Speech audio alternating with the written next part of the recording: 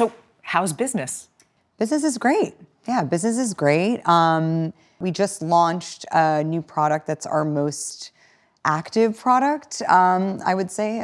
It's a dark spot serum, and so there's like a lot of newness there, which is exciting. We have a new resort collection of colors in our Lip Oasis product, which is a hero product of ours. And so, yeah, I think that draws a lot of like new customers because there's newness happening, which is fun. Which is always exciting, Which right? is always exciting. Take me back to the beginning. This is a very personal project for you. It It came is. from a personal place. It does, yeah, it does. I grew up, I had very sensitive skin, I had acneic skin forever. And then I think at some point, it sort of switched for me where I was like, oh, I'm now gonna have acne and wrinkles. Like, this is just my skin forever. I know that feeling. Yeah.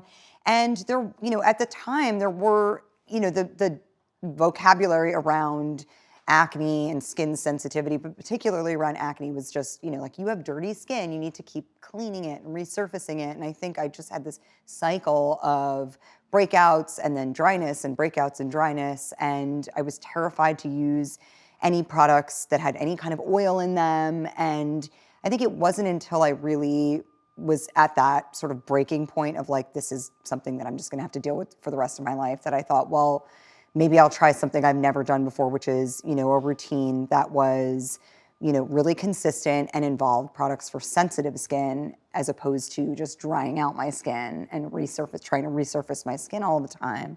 And that's actually when my skin began to heal itself. And that was like a huge aha moment for me.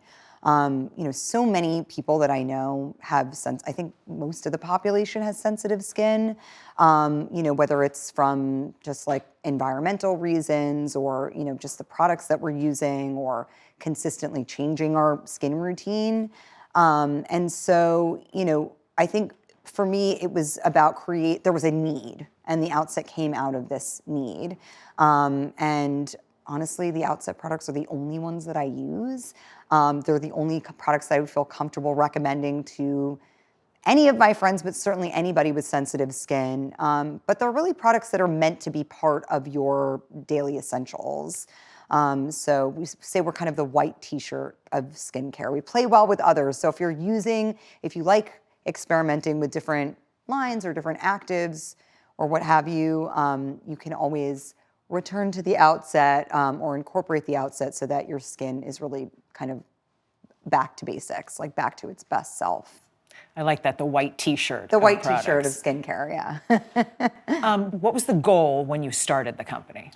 I think the goal when I started the company was to create a line that as many people could participate in as possible. And I really feel like we've achieved that.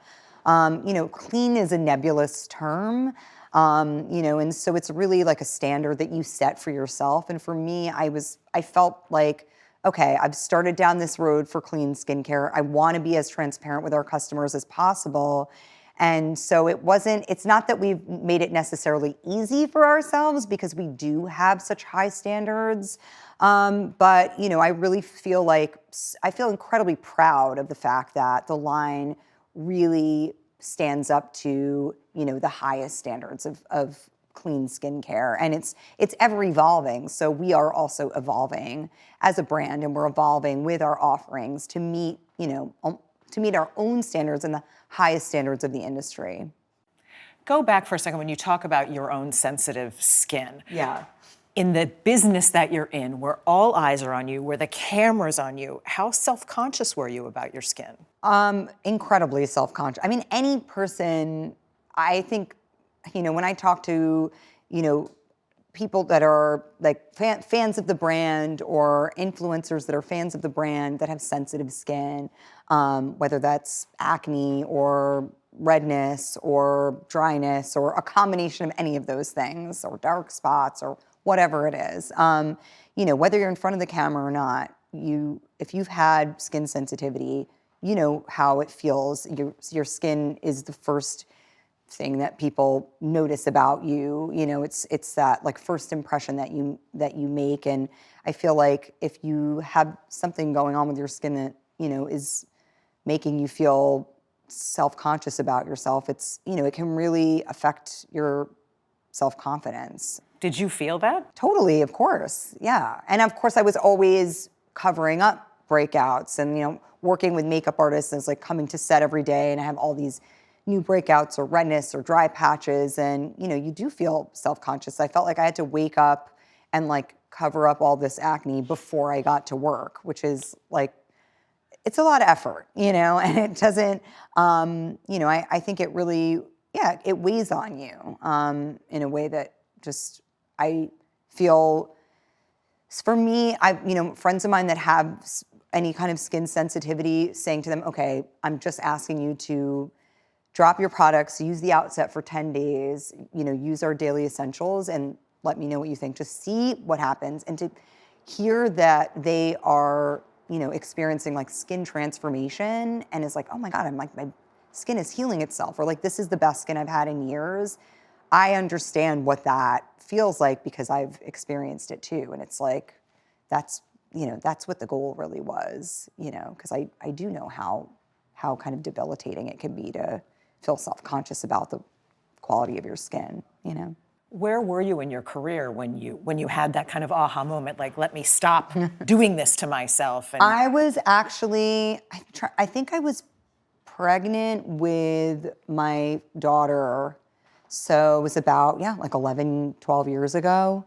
In the middle of my career. But I mean, I'd been dealing with my own skin struggles since I was 12, and on the set of The Horse Whisperer, I remember the makeup artist being like, oh, you've got, like Mount Vesuvius on your forehead. And I was like, as like a preteen adolescent, you're just so self-conscious. And then you have makeup artists pointing it out. And, you're working on set and like people are trying to kind of light around it. And, it's just awful. That's a lot. Yeah. a lot. For anyone, but especially a young Totally. actor. Yeah. Or any kid. Yeah. Any kid. Like, I mean, now I think my daughter's about that same age. She's going to be 12, in a few months. But it's like kids are so, or I would say pre-adolescents are so, that vocabulary and their knowledge of skincare and curiosity about it, and it's so much broader than what I grew up with. What's the message that you try to give your daughter about beauty? I always say to her, I'm like, your skin is, your body's largest organ. Like, be gentle on yourself. There's going to be a whole bunch of products out there that are going to make all of these promises for you, and it can really disrupt your skin barrier. And just be gentle on your skin. Hydrate your skin. Make sure that you're using products that I look at the back of them and see what's inside, because there's a lot of harsh actives and chemicals in products that are hidden that you wouldn't necessarily kind of know to look for. So she's making conscious choices. I think that's important.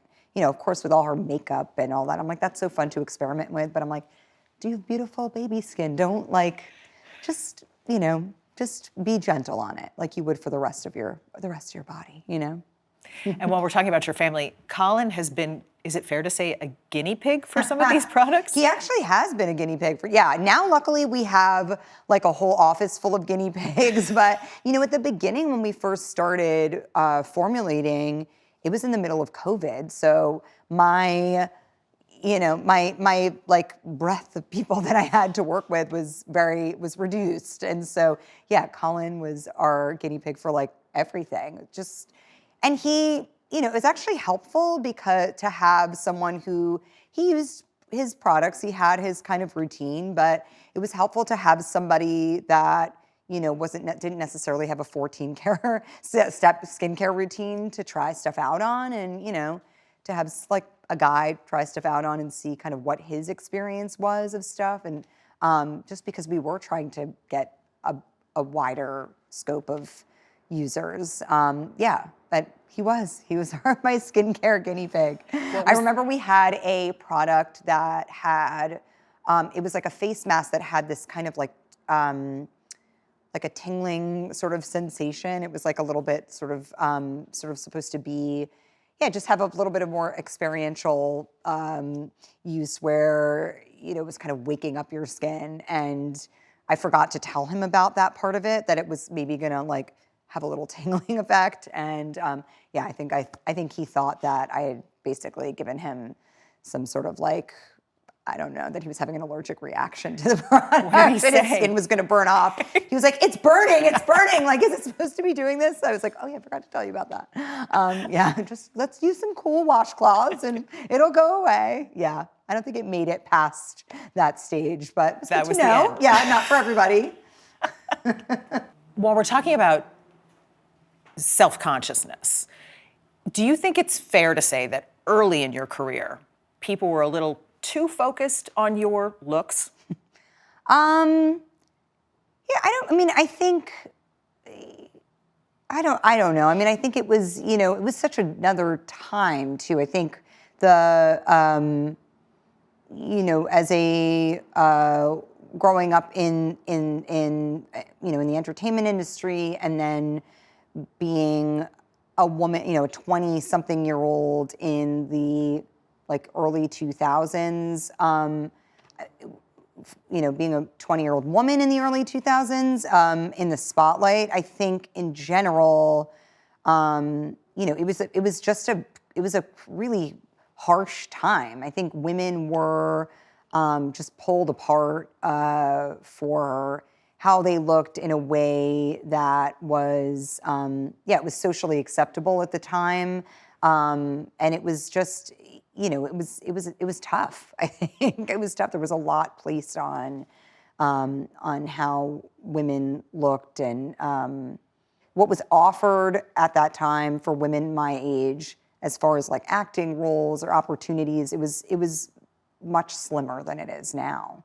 I think there's much more empowering roles available to young actors now than when I was in my 20s. It was like slim pickings, I would say. Slim pickings? Slim pickings, Were yeah. you offered the same sort of parts over Yeah, you would and get over? really like pigeonholed and offered the same, like it would be the other woman or like the side piece, the like, the kind of like, the bombshell, like that was very, that was an archetype. I think that was,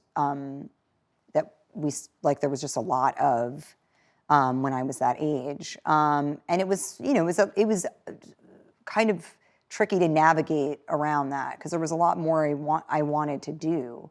And I found that doing theater, actually doing theater in New York was a great way for me to work different muscles and kind of get out of that pattern. And also just, I think, learning to be okay with, waiting for the right roles to come and, just not feeling like this pressure to work constantly and like keep all the balls in the air, I think, and just being okay with like the quieter moments. It's something that I learned over time, but it's hard. It's a big adjustment, I think. Also because actors, once you start working, you really feel like every job is going to be your last, and that if you get opportunities to work, you have to kind of keep taking them, even though they might not be as like varied as the jobs that really give you pleasure, that you can like learn from and challenge yourself with. But it's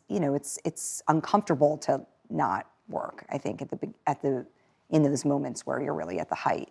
And I was able to kind of like crest that wave and make it on the other side. But it's definitely, it was a time that was, it was unsettling, I think. Did you ever worry that, if I don't take this job, maybe this will be the last offer? Yeah, oh my gosh, forever. I felt that way for so long.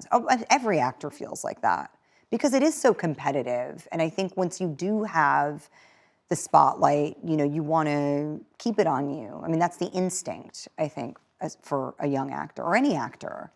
I've just now that I've got this, everyone's attention, I have to kind of, keep their attention. And then it's, at some point I realized, I've got a foothold and it's okay. I can work on the things that challenge me, and I can work, stuff will come out when it comes out, and people won't forget about the work I did before. And, but it took a while to get there.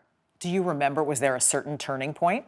I honestly, I think, and this is just for me, of course, independently, but I think having my first child was a big turning point, because of course, my priorities shifted, and you kind of I realized anyway that I couldn't, that like nothing, you can't really control anything, and everything changes all the time, and I found that to be liberating, I think, and it affected how I approached the work that I did.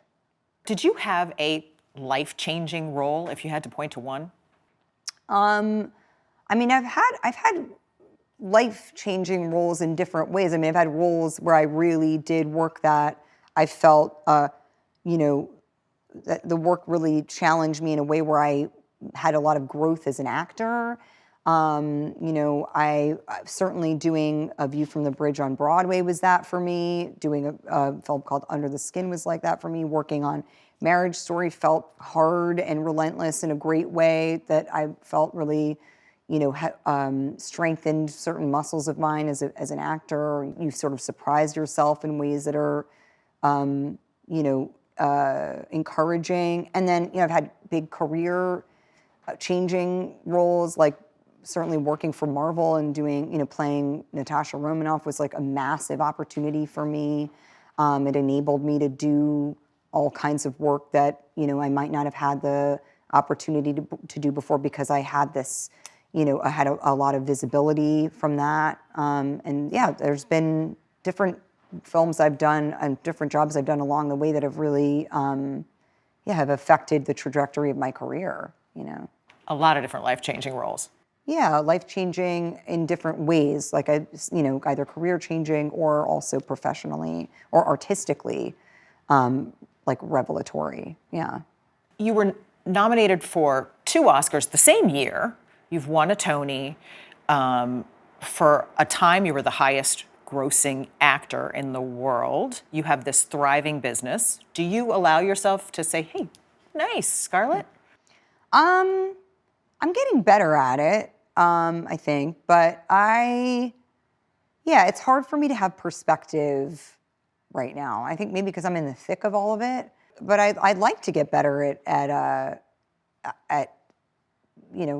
I don't know, patting myself on the back. It's a good habit to have. I don't know that that's like ingrained in me as a person, so it's probably something I have to like learn how to do more of. Yeah. How do you look at your success? Are you somebody who's always waiting for the other shoe to drop, or how do you view it? Am I waiting for the other shoe to drop? Not anymore. Not anymore. Yes, I am a person that in general is waiting for the other shoe to drop. But I'm that part of me is, I'm able to let go of that part more now, because I think it doesn't serve me at this stage in my life. But I think, success to me is, it changes. The definition of it changes as I move along. I think it's different in my different, it's success as a parent, success as a partner, success as an actor, success as a business owner. Like there's a different definition for each one of those parts of my life, I think. If you could boil it down, what's success to you now? If I think of it in a professional way, I would think it would be offering a product, whether it's an actual product we have here at the Outset, or offering a film or whatever content it is that is appealing to a large audience of people, and that feels like it respects people's patronage, delivers, gives back, that the audience or the consumer feels connected to. For me, that is success, I think, is like that, when things like that work. But I mean, that's different than, of course, how I view success as a parent. As a parent, you're not always the most popular. And that's okay. It's not about popularity as a parent, you know? So what's success as a parent? Oh my God. I don't know. Somebody once told me, they were like, if you're successful as a parent, like 75% of the time, like that's good. You know, like if you're, you know, doing 75% of it like right or whatever, then you're winning, which is probably true. Yeah, do you feel, I'm sure you've talked about work-life balance. Do you think there is such a thing? Have you achieved that? No. I think actually admitting that there is no work-life balance is the first step to kind of getting there in a way, because it's not possible. There's always something that is, you know, there's a deficit in some area, and I think you have to be, I've learned to be more kind to myself in that way. Like you can't do all of these things all the time, and so, you know, there's just like, is it good enough? Yeah, good enough. Good enough. I like that. I like that. Yeah. I always tell people, oh, I just do everything half-assed, but good enough is a better way to look at that. Yeah. You are not afraid of a fight. You took on Disney. You took on OpenAI. Were you nervous about doing that? I don't think so. I mean, I definitely felt, I mean, both of those situations, you know, I felt right in my stance.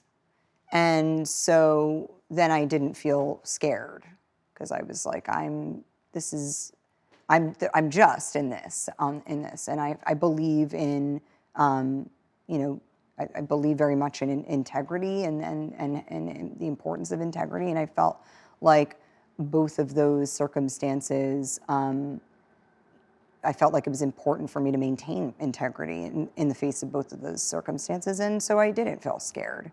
I mean, sometimes you feel a little kind of lonely in the fight. Did you feel lonely? Yeah, maybe a little bit. I think just because you're sort of doing something that, you know, is potentially, you know, confrontational, and not everybody is like comfortable with the confrontation, or like what the risk, I guess, could be. I mean, standing up against like a large corporation, or, you know, the man. But that's okay. You know, I'm okay with that. I have a lot of support on my side as far as, you know, my team, and I can shoulder the burden. It's okay. Have people thanked you? Yeah. I mean, you know, and not that I need that or anything, but it's always nice to be for people to say this, you know, this changed how I could negotiate my contract or renewal or whatever that is. Or, you know, I felt confident to stand up for myself because, you know, I saw you doing it, and that's great. You know, that's awesome. You won your fight with OpenAI, with ChatGPT, but do you still worry about AI? Worry about it in what way? Just that it threatens your livelihood, threatens actors' livelihoods? I worry about AI because there's no regulation. Again, it's this kind of Wild West. That's what worries me about it. If there were regulations, then, you know, I think that AI, I mean, it's here. AI is here, so it's not going anywhere. It's just, I think we as a society are so unprepared for something that's like already here, and that's concerning. Like there's no turning it off, you know what I mean? So, and there's no going back. And so we have to accept that AI is, you know, this is the wave. It's like the industry, it's a revolution, right? It's this mass, like before and after thing. And so I think the most important thing is that we regulate it. But, you know, that's what worries me, is the Wild West element of it, more than anything. Getting back to this, where do you see the Outset in 5 years? Oh gosh, I mean, well, as far as our, you know, I see the Outset, you know, where's like my dream for it? I mean, other than all the newness happening and product offerings, and, you know, we have lots of blue sky ideas of like where we're going in that element of it. But, you know, I think I would love to see the Outset as, you know, the #1 brand for sensitive skin. Certainly, I'd love to see one of our daily essentials on every counter. I feel like our products are so universally, appealing and also a necessity, for people as skin sensitivity is on the rise, that I would just love to be able to offer people their best skin yet. I'd love to see the Outset everywhere. I think it has earned that place. You have a text chat with the Avengers, right? Yes, I do. Does skincare come up in the text chat? Not in our text chat, but I get out on my one-to-ones. Of course it does. Yes. What do people say? By the way, male actors are like so much more vain than female actors are. I get a lot of like, can you send me more products? I'm like, you can also, yes, of course, I'll ship you products. You could also like order them. Or it's like, one of the Avengers, who shall remain nameless, was like a huge fan of our night cream and was like, do you make the little travel sizes? I was like, send you the travel size. Yeah. Okay, so shall remain nameless, but it's a male Avenger? Yeah, of course. Yes, of course. What do you think is the biggest risk you've ever taken? Oh my God. The biggest risk I've ever taken? I don't know. That's hard to think of what it could be. I don't know. Are you someone who's pretty comfortable taking risks? Yeah, I am comfortable taking risks. I think I weigh the kind of gain and loss that come with the risk, and just, I try to kind of mitigate as much loss as possible, knowing that it's like impossible to not have, right? Like anytime you go for something, you're always going to lose something. I try to kind of weigh that as best I can and then move on it. Yeah, I don't think I could have gotten to where I am professionally without being comfortable taking risks. It's just, I don't think it could be possible. You have to. Yeah, totally, you have to, yeah. With starting this company, what was your biggest worry? I think my biggest worry was that, there would be, and there definitely certainly was at least a year of that kind of like, it actually works. Like that people would see the celebrity and it would kind of like, it would distract from the actual products. And people would discount it almost because your name was attached? And people could discount it because they would say, she's got, 1 million people working on her face. Like, there's no way it's just these products, or these, she's just like slapping her name on this and it's not an actual passion project. Like I think it's normal for people to be skeptical when a person in the public eye is starting a completely new business, But I think after, a good year of that sort of like, we called it like our actually phase. We were actually'd so much, and then the products started to really speak for themselves and, win a lot of awards and like Best of Beauty, and, the reviews were outstanding, and people could see for themselves, like touch and feel the product and see for themselves what it really was all about.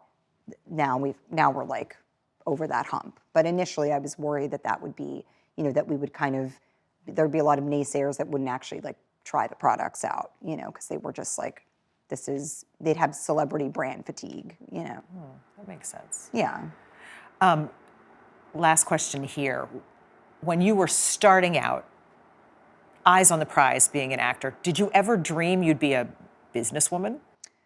No, I definitely didn't think I would be a businesswoman. I didn't know I don't know that having a company like this was necessarily possible. Didn't feel possible back when I was starting out, and that you could be like a multi-hyphenate as a woman in the industry. But thankfully you can, and that's changed. And I think, I feel like while the beauty industry is definitely it's a completely different industry that I had to learn and sort of just dive right into at the beginning of the outset. It is an industry that actually I feel like was really nurturing and supportive in a way that I hadn't expected. And so that also made it possible, is that the people in the beauty industry that, that I had, was just depending on early on to give me feedback and guidance, really were as generous as they were. And it's a tight community, but it's really supportive, especially of female founders. And that made it all possible. Cool.